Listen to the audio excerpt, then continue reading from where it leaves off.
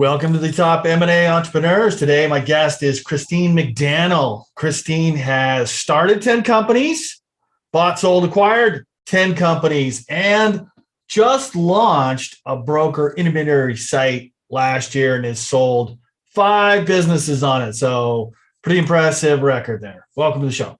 Yeah, no, thanks for having me. Yeah, the 5 was just in the month of December, which is crazy. That's crazy. We've done a lot. Yeah, we did 10, so average of 10 transactions in 10 months. And it's been a fun ride. So I love it. I love everything about business. Yeah. So let's kind of rewind and talk about how you got here. Starting businesses, I've done that too, but that's not really what the show is about. It's more about unless you've acquired a business or those startups. So let's talk about a little bit of when you acquired a business. Was it tuck-in? Was it brand new? What was it? Yeah, my first company was Cleanology, which is a house cleaning company here in San Diego. And that was back, now I'm dating myself, 2003, I started it. And I rolled in 2 cleaning companies over the years because we were doing such a limited, tight, or area of downtown. And then I acquired a company that did the whole county. And then another little one. So, and then my wellness spa I had in 2012, to 2017, I did 3 roll-ups into that one. Small, one was bigger, one was smaller. I got incredible deals because a lot of times these owners are just burned out and over it. And then I picked up 2 spas during COVID, one for free, which is unbelievable. So one at a very cheap price. And again, I think that there's wartime generals and there's peacetime generals, and I'm a wartime general. I like the bad times.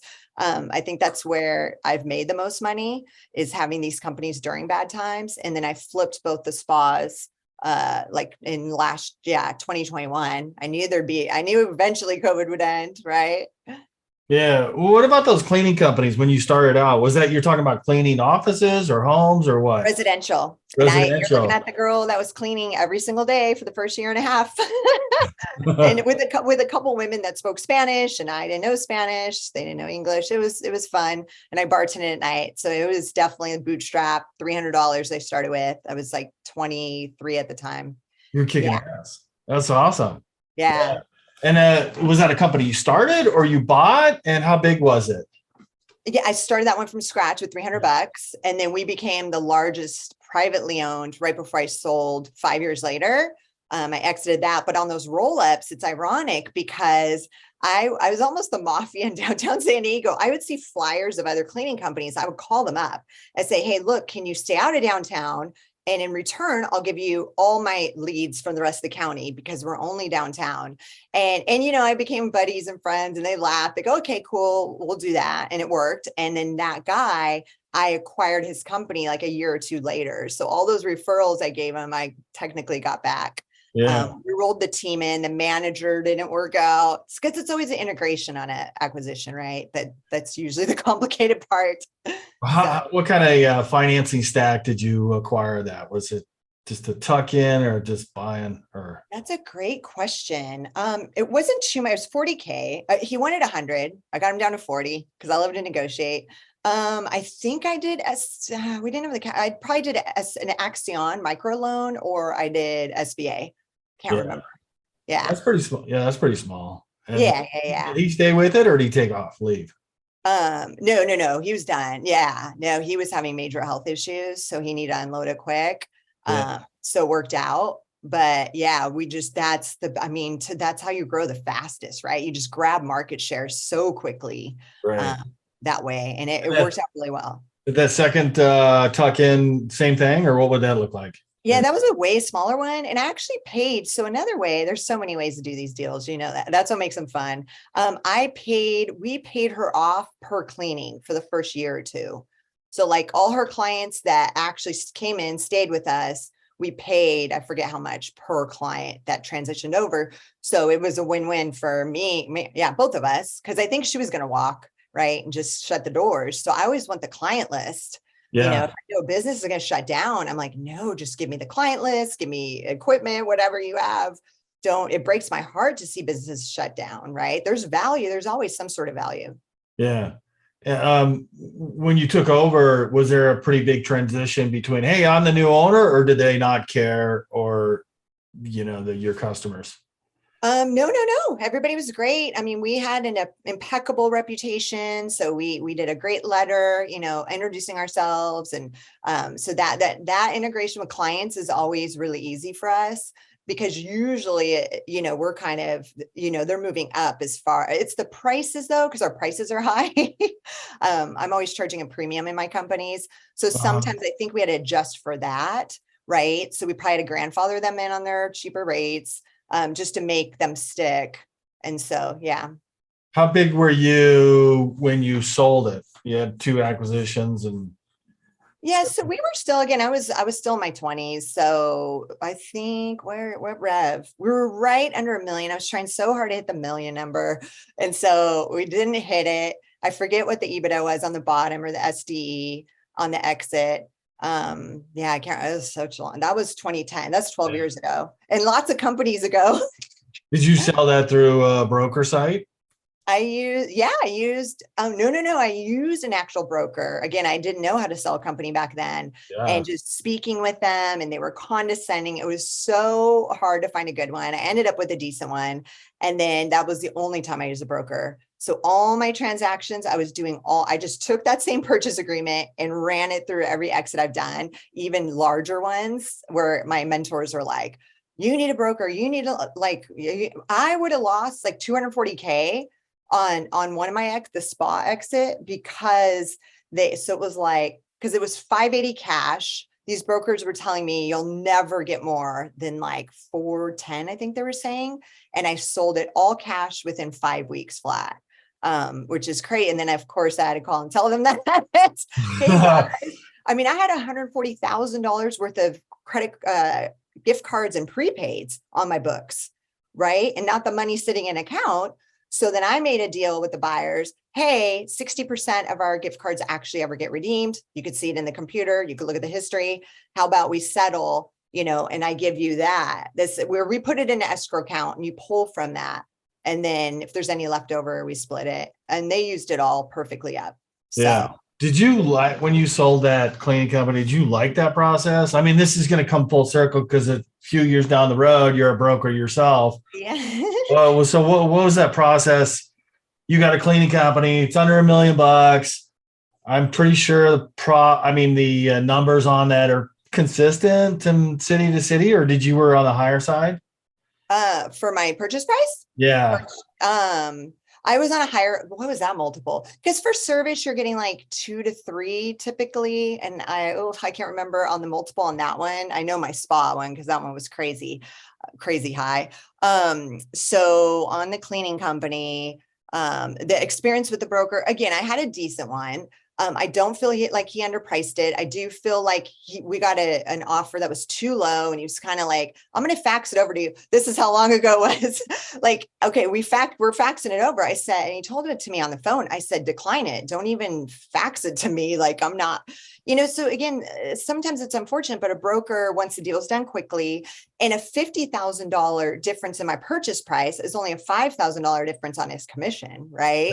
Yeah. So I have to stay strong on my asking price, which I did. And that guy ended up buying my business, right? Did you have any reason to sell, or are you just tired, burnt out from it and wanted to sell?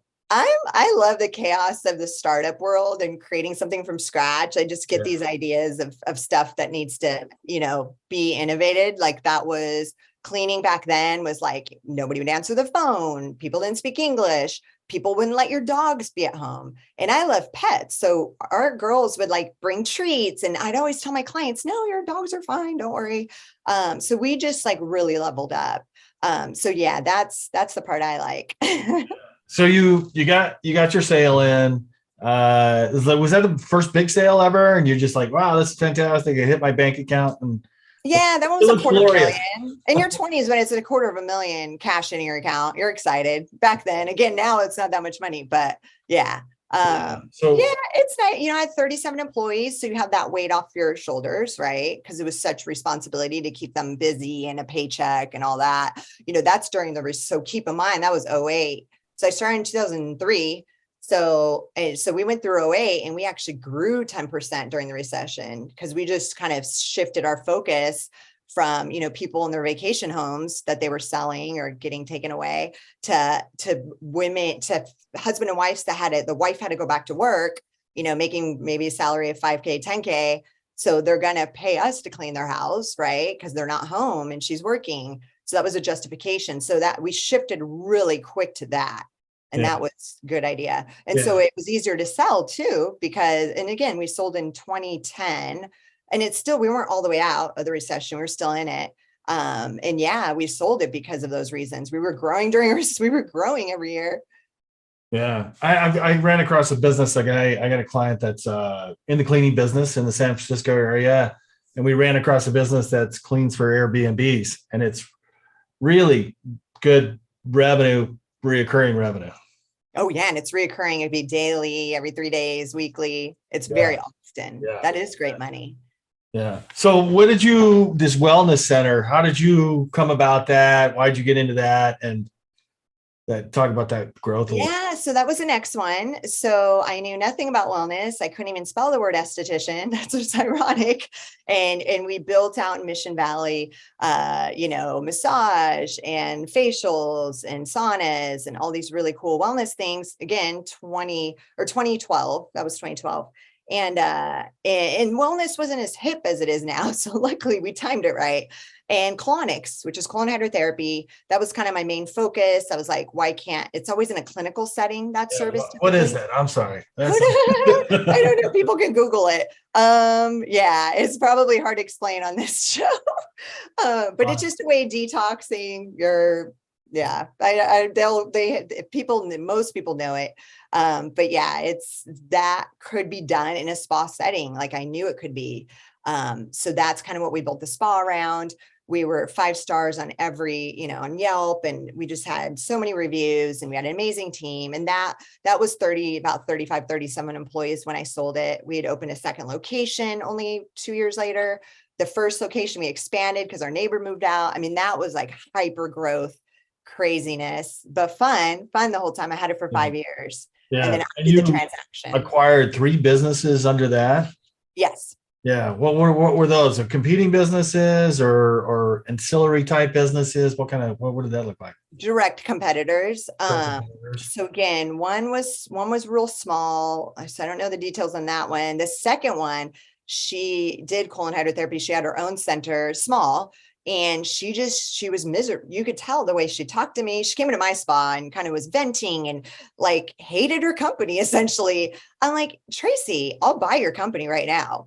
And she was like, wait, what? She was so taken aback. And it was like a week before Christmas. And I'm like, I will. And she's like, just like that? I'm like, yeah, just let me know. And she's like, well, no, I'm not ready. And then like a couple of days later, she circled back around. And again, that was a really great deal. Her client list, she was self-employed owner operator. So I just took her clients and her equipment. So that was a really good one. And then I think I paid her up front or payments. The third one was incredible. I opened the second location. It turned out somebody down the street really knew about us and freaked out knowing we were coming in right down the street. And so she called and said, hey, I have a sauna. I'm closing down. I have a sauna for sale. Do you guys want to buy it? And I'm shutting down. And I literally got on the phone. I was like, it was an email. And I said, I will buy your whole company. Again, you just have to grab these opportunities because, if you look at Biz Buy Sell, if you look at the listing sites, those people usually price high. But if it's a desperate seller that's burned out, that's usually about to shut their doors, that's where you get the deal. She came in as my manager. Her whole team came in. They were great. She came in as my manager. She just didn't want the stress of owning business anymore. And she's a single mom. And then to this day, she's still there. So she's been there for 8 years now. She's still their manager. It's so funny. And we were so close and worked so well together. But I made payments to her, tiny payments. So the revenue I was generating, the net income from rolling her in, like was 10x my payment to her. So yeah. And what was your negotiating style with that? Is it like because you didn't have the cash or had the cash and didn't want to use it, or just like, hey, it's better for you because it's better on taxes, or what? Yeah, great question. And that one was an insane deal because I got her equipment and everything. I think it was like 17 grand I paid for everything. It was nothing. We had the capital, but I don't want to use, I would rather, we were getting a 5-to-1 return on every dollar I'd put into the marketing machine. So even personally, I barely took anything out because we were growing so fast and it was just like a slot machine at 5-to-1. So for her, and I don't know if I paid interest or not, probably, she was cool with the monthly payment. So yeah, I did it that way, but how I came up with how I negotiate and how I did the deal, I sat with like a notepad, came in for the first time, met her, saw her spa, saw the equipment, saw her database with the clients, saw her revenue.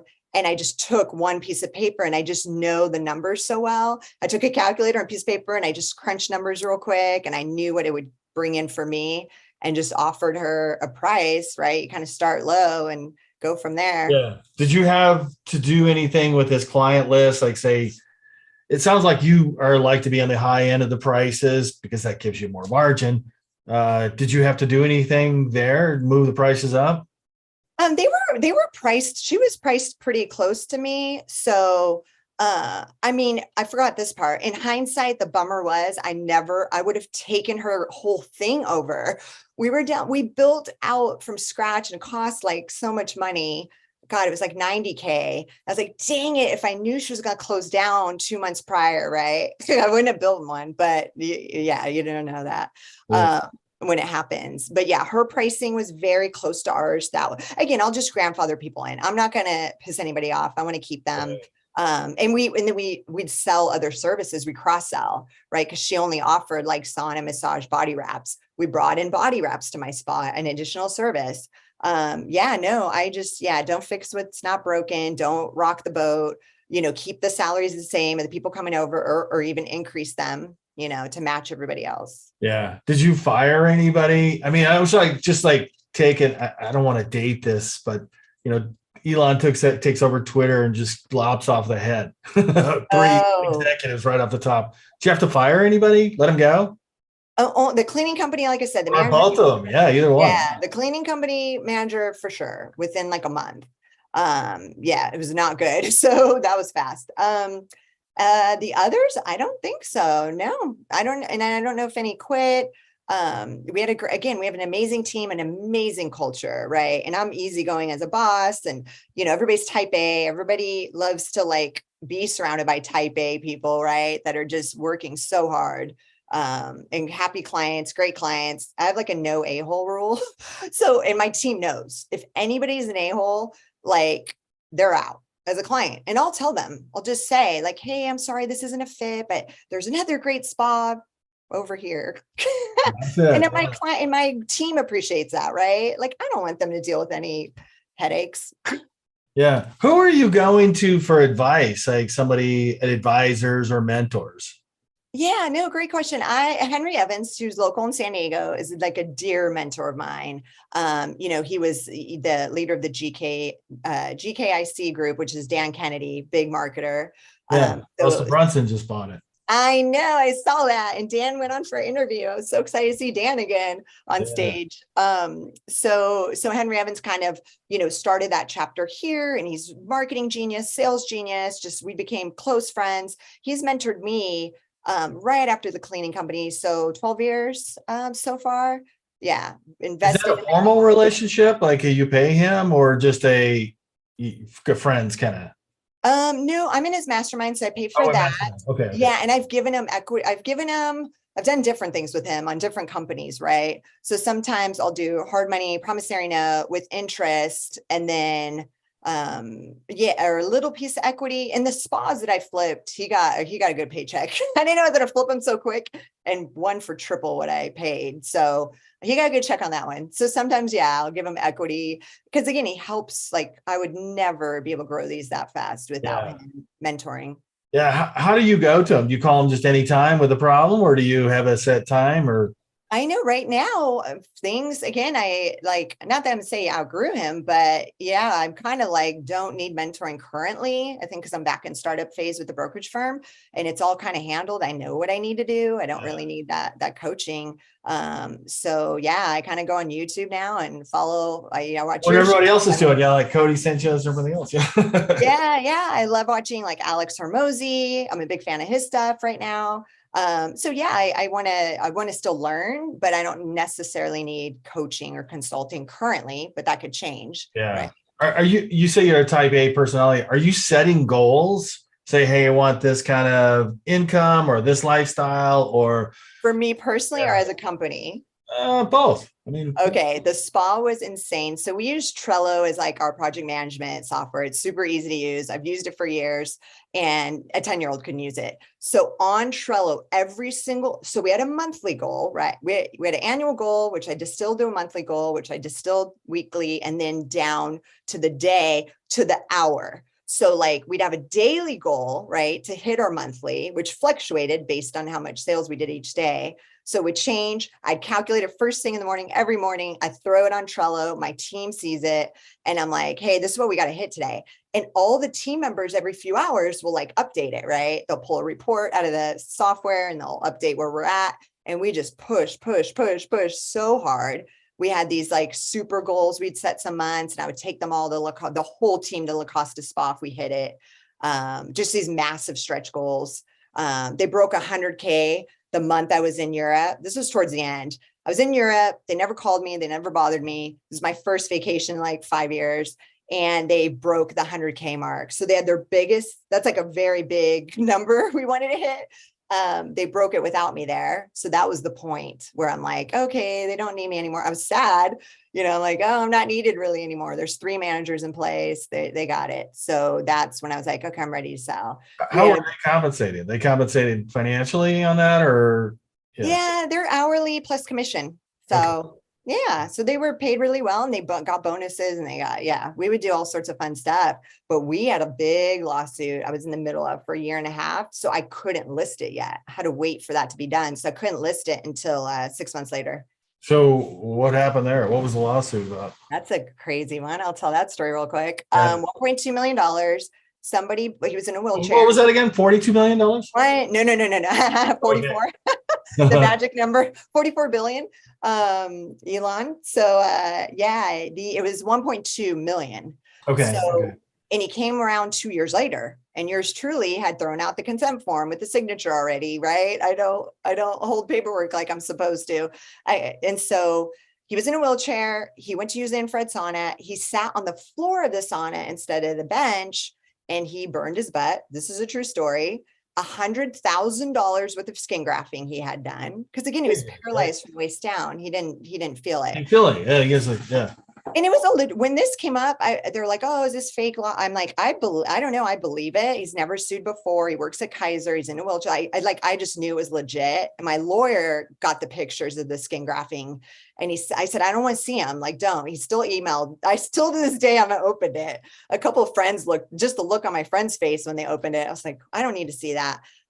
It was mediation. It was insane. Like it was stressful. And at the same time, I've got to be motivated. I got to be happy. My team couldn't know. So that, Farmers, thank God I had amazing insurance with Farmers and they cut a check for 600K. Yeah. We didn't go to trial.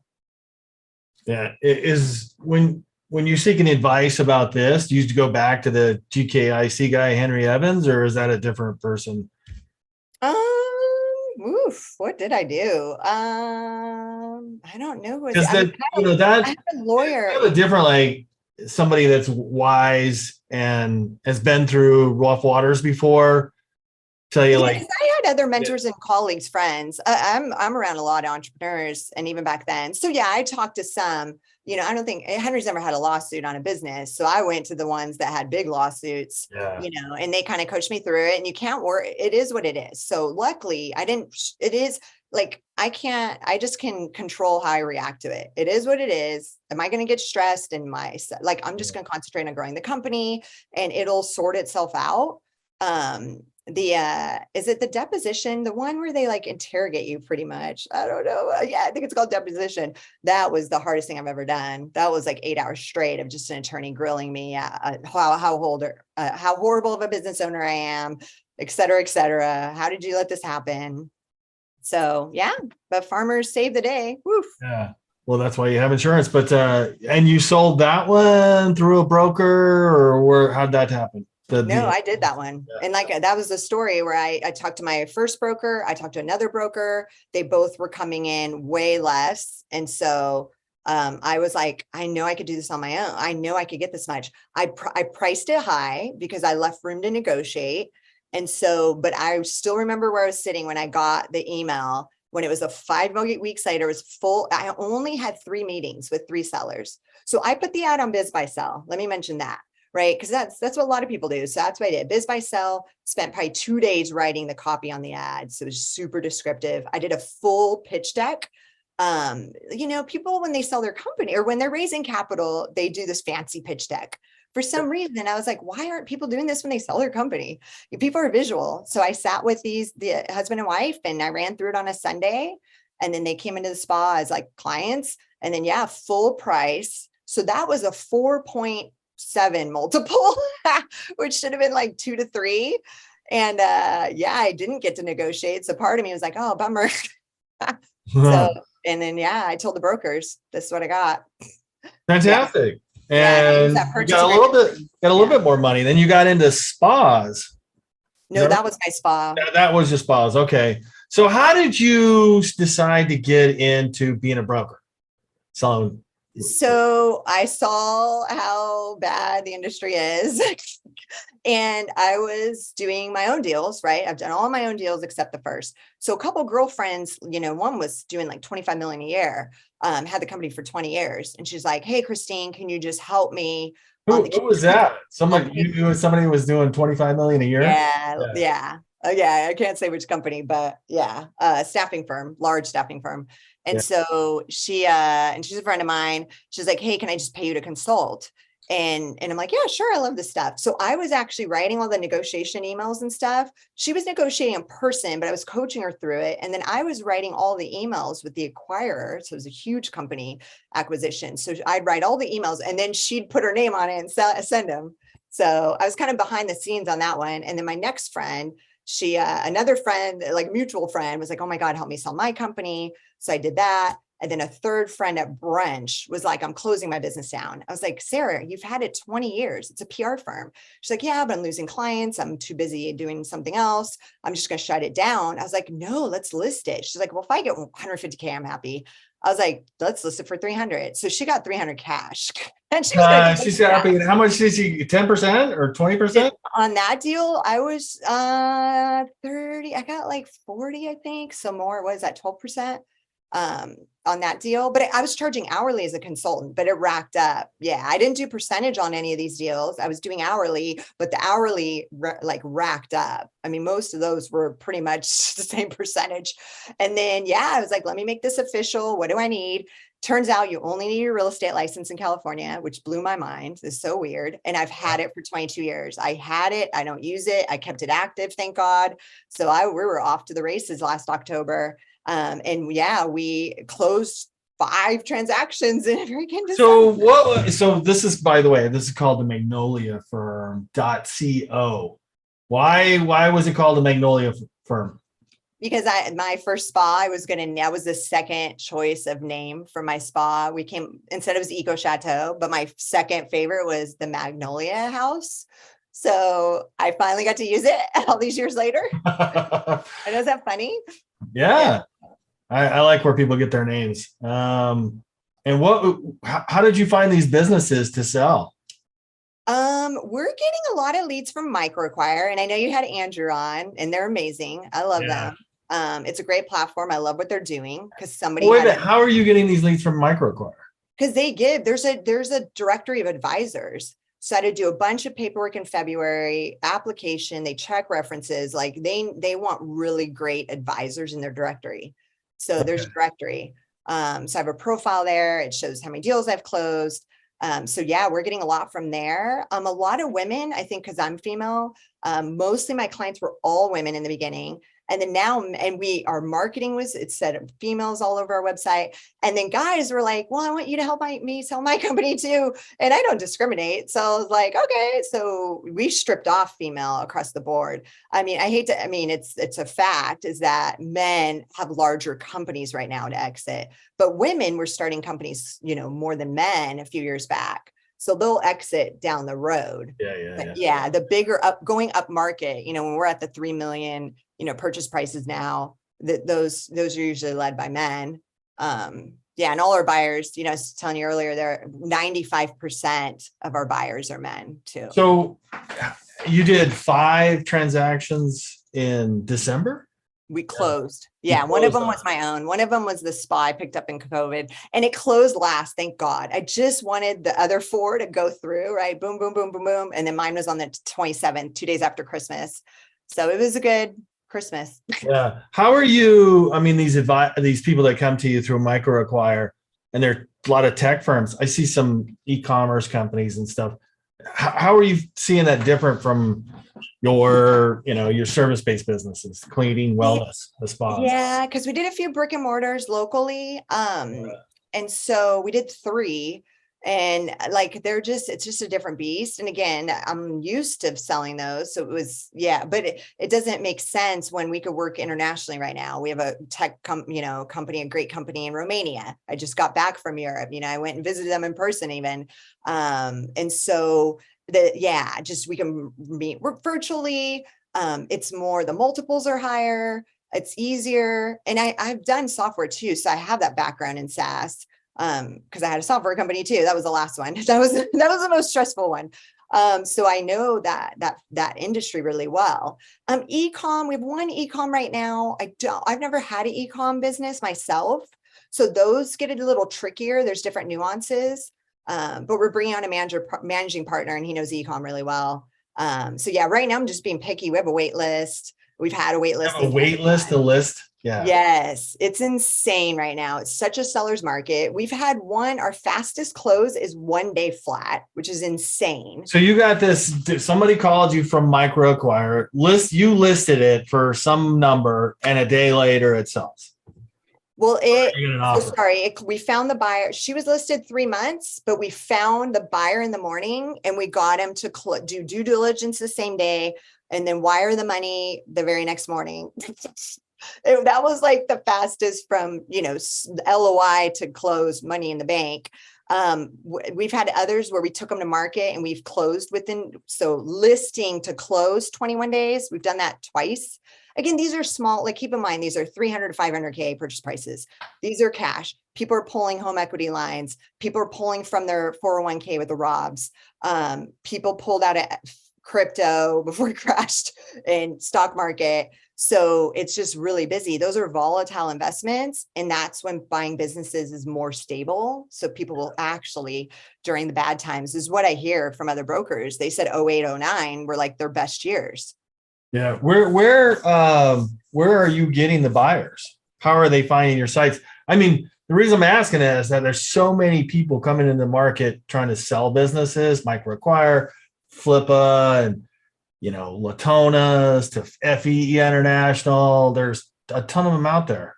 Yeah, and Deal Maven, you should bring Raleigh on. He just launched like a couple months ago.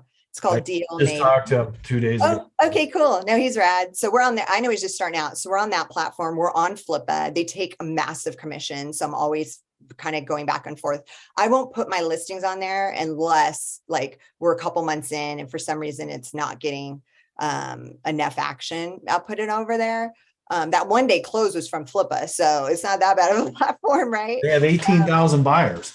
Yeah, no, I was watching your interview with the CEO. That's insane. What's a massive commission? Because I sold a site on Empire Flippers, and they took a massive commission. Oh, they do. They take 15%. Yeah. Right? Yeah. So I sold it within 48 hours. Kind of like I listed it and it sold, and I go, man, should I have probably charged more for that? Yes. Yeah. Wow. And then do they do the entire process for you though? Like LOI, purchase agreement, da, da, da. Yeah. I mean, at that point, they had enough history to understand what the valuation is of a business. And, everybody asked me about this. They asked, there's this one intangible, like how many hours do you spend on it? And if you say 60 or 40, it's not a business they want. If you say 4 hours a week, it's a business that's going to sell fast. Exactly. Yeah, exactly. A lot of ours, these owners are genuinely only working 10 hours a week, like genuinely, if even that. So that you're right. That makes it easier to sell. It makes it easier for the owner to ride off to the sunset. I don't like to do earnouts. I don't like to do seller carry. It's very rare, at most 20% down. Again, because we're getting multiple offers, right? One of them one came off Empire Flippers. She got locked in this 6-month thing. They wanted 15% and never sold. That's the one we sold within 21 days. So she was like, oh my God, what was I doing with the Empire Flippers?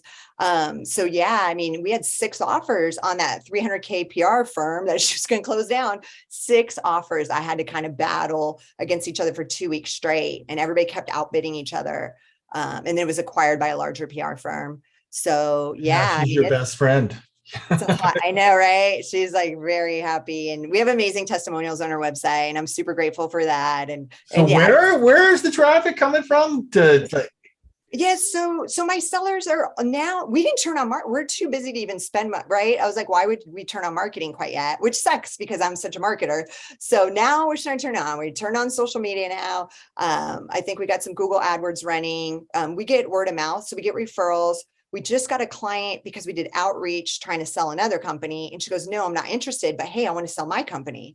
And that was through LinkedIn. So yeah, I don't want to like depend on one source. Microacquire offers, they're doing them now for 5%, and we're charging 12 to 15%.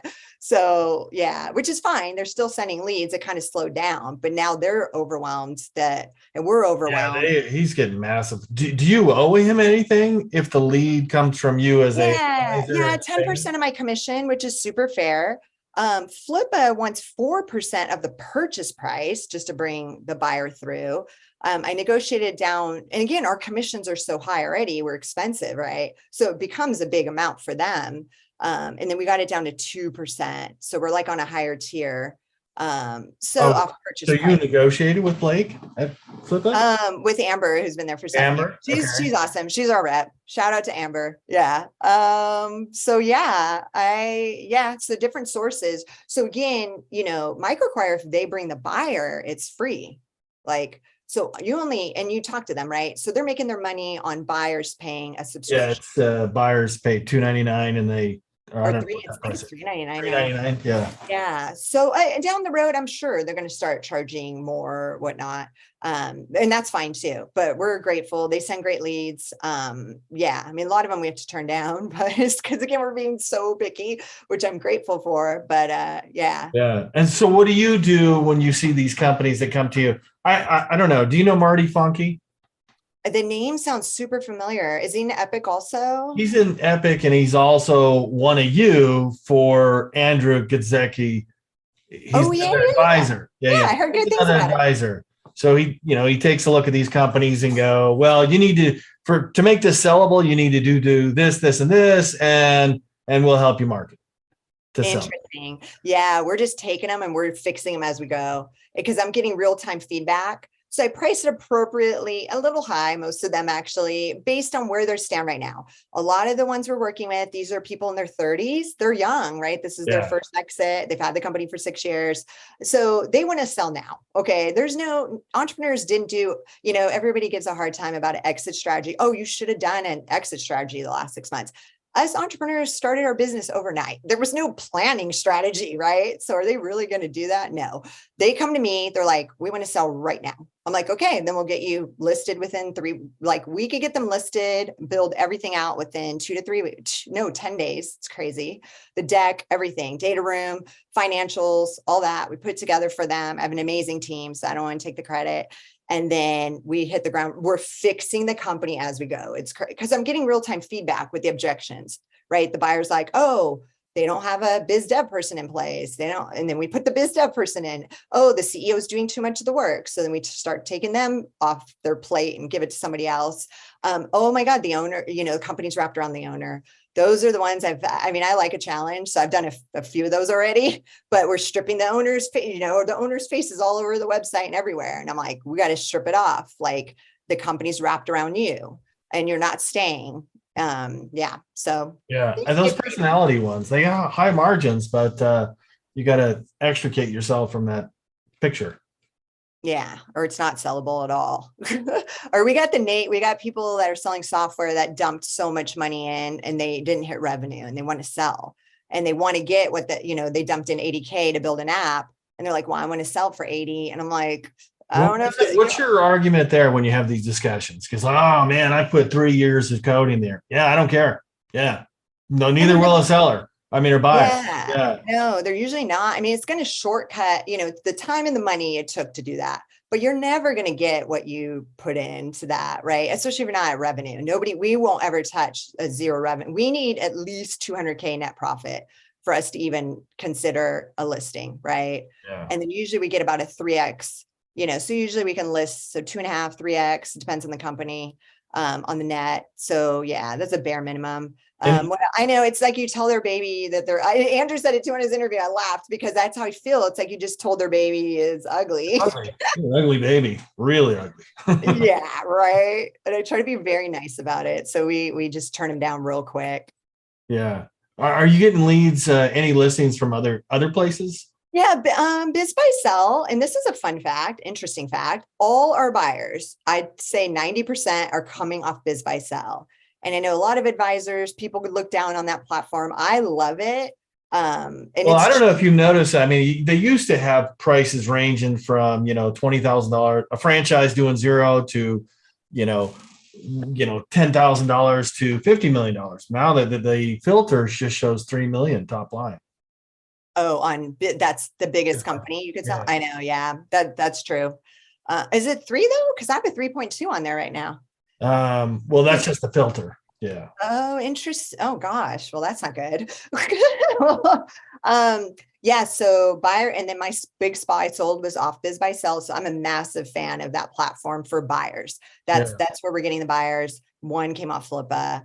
Microacquire, I don't think we've gotten a buyer yet from there. Some great potentials, but yeah, we do a lot of pre-qual. We have a whole automation. We have CRM. We have digital NDA that kicks the CIM like automatically. So we've built a lot of automations out. Yeah. So that's the other reason why we can do more listings and more sales and flip them quickly. Well, so what's your plan for this? Do you like it so much they're going to keep doing it for another 3-5 years, and keep it this time, or flip it? I never can answer that question, but just by chance, it's usually a 5-year. It seems to be like that's how long it takes me to build, systematize. Everything's managers are in place. I'm not needed. It usually is a 5-year mark, but I never plan on if it's fun, I'm going to keep doing it. And so right now, and we haven't really announced this yet, and it's almost official. I want to scale really big. When I build something, I want to be the biggest cleaning company in San Diego. I want to be the biggest spa in San Diego, which happened. I go big, but this time around, I was like, oh, I'm exhausted. I've been an entrepreneur for 18 years, 19 years. I'm only going to do it if I bring in a great partner, and then we could go really big, really fast. This market's wide open for innovation. And so, right now we're doing business dating. That was his term. I love it. Right. So it's a couple months. He's in my firm. He's working for free and making sure we work really well together. And then we'll have an operating agreement and all that fun stuff soon. But yeah, we can really blow it up. He's great at operations. He's great at tech systems. And I'm the sales and marketing. So it's a good kind of pairing. I'm really excited about. So yeah, we're going to go real big. We already have international listings. So how did you know what you are missing or you're not good at to be able to turn it over to somebody else? Yeah, because I've had partners before so I'm always on the fence, right? Because the exits I had that were the biggest, I didn't have partners. So I could do all that, and I could hire someone to build out automations, Right. I can manage a team. I could put a manager in place to do operations, like a COO. So Yeah, in this case, again, in this case, I was like, this makes more sense for me. I could do it all right, but I'm like pretty tired. I don't want to work those 80-hour weeks anymore. I've done it enough years. I'm down to 20 to 30 right now, which is nice, right? That's what I want at this point in life. So yeah, and he kind of has the same ethos of like travel and, not working like this hustle, the hustle mentality, you need that in the beginning. But after a while, you're like, okay, like time out. So Yeah. So what do you do with the rest of the hours in your day? You're only doing work at 20. Yeah. Where are you located at? Are you? I'm in Tucson, Arizona. Okay, cool. Well, yeah, I live in San Diego. So it's like, go for a walk around the beach. It's workout. It's, hang out with friends, happy hour. I mean, all the stuff that I didn't do for so many years. I mean, I didn't take a vacation for years. Didn't date for years. I've been working since I was 11 years old, which is pretty crazy without really a break at all. My dad had his own company and I would be the little secretary answering the phone when I was 11. So I've been working since then. Right. And I love it. I love business. What kind of company was that? That was HVAC, which is crazy. HVAC's so hot right now. That's why I was like, oh, so hugely hot. It's crazy the roll-ups in that sector. Yeah. I love telling the story of HVACs because there's a buddy I know that owns a whole bunch of HVACs. He's funded by a private equity firm. And he goes, look, these guys that just come out of high school, don't go to college, I'm making them multimillionaires. Because he's rolling up their companies? He'll buy them for $15 or $25 million that they've owned for 15, 20 years. I make them multimillionaires, and they're just usually military guys or just high school graduates. They're no college graduates. Yeah, no, and that was my father, right? He barely graduated high school and he, for 20 years, he still climbed on the roofs. He loved it. And it was in Lancaster. I mean, it gets 120 out there. So at 11, I would get people cussing me out because there's no air conditioning. It's 120 out. And my dad would grab the phone. He's like, do you know you're cussing out an 11-year-old? And I had this like voice, and to this day, everybody calls it, Christine's phone voice, because my voice will change when I'm on the phone, right? Like more professional, more older to this day, right? And it was the reason I was asking, like, what do you do the other time? I was talking about the Tim Ferriss, where he forced himself, like, I'm working too much. I'm going to focus on my life, which makes me focus on putting the right people in the right spots to run the business. That's my all-time favorite book. That changed my life. That book, when it came out in 2010, I think it came out. Yeah, the 4-Hour Work Week. That changed everything for me. I left for Thailand. I was running my cleaning company, worked insane hours, but I had a manager. I was micromanaging her like crazy. I feel so bad for her in hindsight. I do not micromanage anymore. So I left for Thailand for 2 weeks. I was 25, never left the country after reading that book, because he had that list of countries that were least expensive to travel to. And again, you got to step out of your business. You can't be in the mix. You can't work in it. You got to work on it. Like Michael Gerber teaches too. So I'm a massive that book changed my life for everything. I just got back from Europe this week. So I was in Europe for 2 weeks. Where'd you go? I was working a little. My team was like, man, you were working a lot. I thought I wasn't working much. I don't know how much I was working, maybe like 2 or 3 hours a day. I went to Croatia. I went to Romania. I stopped over there to visit my clients that are there. So that was fun. And then went to Turkey. So Istanbul and Izmir. And those were 3 countries I hadn't hit yet. There's a business over in Croatia. Would you sell something over there? Yeah, if the margins are good, but it is a struggle. So even this one, right? It's going to be a US buyer, I know for sure, but there's a little bit of hesitation about it being Romanian company. But everybody outsources to Romanians already. So, and they're the workhorses behind. They do mobile app advertising. And so, yeah, if anybody listening wants info, let me know. But they work directly with the large agencies. 70% of their clients in the US. They got clients in UK, Dubai, around the world. No clients in Romania. So it's going to be a great, that's an acquisition without a doubt. That's a big agency that's going to grab them and roll them in because it's strictly mobile. Yeah, but their risks are mitigated. I mean, they can control those, but yeah, you can't have some guy over here in the United States just go, oh yeah, I'll just hire all the programmers and take this $1 million business in Croatia and not know anything about the landscape of, employees in Croatia. Yeah. Okay. Yeah, but again, a lot of companies outsource already, right? Yeah. So, they're loyal, they've had a team forever. So it's like you're buying the infrastructure, they've got some proprietary tech, they're building more.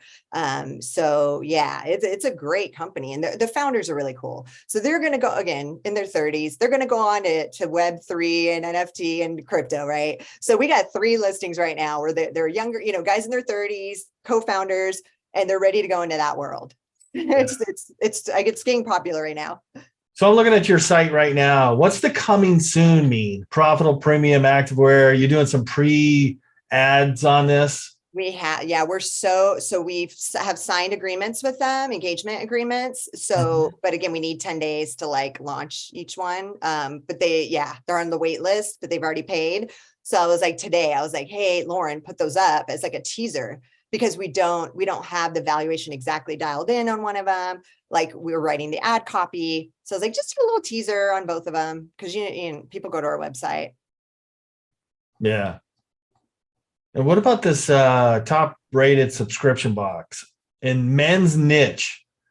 Subscription box are so hot right now. We sold 2 or 3 back to back super fast. It's really hot. Reason being, it's recurring revenue, right? You've got that recurring revenue model. You can work from home or anywhere in the world. You could just have a fulfillment center doing the fulfillment. Some of these owners were doing it at their home to save money, and they were already one was netting $170K a year. And so they still were doing, her poor husband was doing it actually. So they're hot right now for some reason, but that's the first men's. Those were female ones. This is the first men's one we're doing. They get a lot of product donated to them. So their cost of goods is nothing, right? Because they want to get those companies want to get the product in the hands of guys. And so they're getting a lot of it donated into those boxes. Yeah. So this one I'm looking at right now, the customer support consulting agency. How is that sold to somebody new? Is that big enough that the owner's not involved? And we just listed 2 weeks, and we already have 1 LOI. The deadline, we extended the deadline from today to Monday because we have so much action on it, and everybody's in the data room and everybody's trying to rush looking at the financials and everything. And we provide a lot of due diligence up front, which is rare. Just everything transparent, so they can write an LOI that's strong and they're comfortable with, and then it makes the PV process easier. So that one we listed 2 weeks ago. The owner is staying on, which is super rare, and he's amazing. So he's staying on the team. Why does he want to stay on? He has a full-time job, and he's doing this about 20 hours a week. He just, this is the number one reason, most our listings, like I said earlier, they just don't have the skill set to take it. They took it to this point. They did the startup part from the ground up, and now they're stuck, right? They kind of topped out because they need a different skill set to take it from there to the next level. And, 5-6 years in business, again, young, people, we get bored. We just do the next thing. So yeah, that's very rare that an owner will stay on as the operator, right? Definitely. Yeah, What I was tempted I was tempted to grab that one. Are they all, you talked about that earlier, all cash offers, or are some of them contingent upon financing? Yeah, when you're at the 300 to 500K mark, it's all cash. Again, they're coming in with cash because there's multiple offers, and I'm kind of upfront, hey, we got multiple offers coming in, full price, all cash right now on the table. Yeah, you got to be at least there. We have one. It's $1 million listing that just went under LOI last week, and they're doing SBA, which that's the first one. I always try to talk people out of it. My spa was an SBA loan, took 3.5 months. It just takes forever, and they just they'll rip everything apart. So yeah, I call it a financial proctology. I've been it totally is. That wasn't pleasant. And then told that even with your credit score at that time, 850, and I had the financial position. He goes, "Oh, you're just not strong enough." It's a $2 million business, so I had to bring somebody on. Oh man, and it's funny because they base it more on the individual than the company necessarily. The company's he's like, wait a minute. I thought the business was buying the business.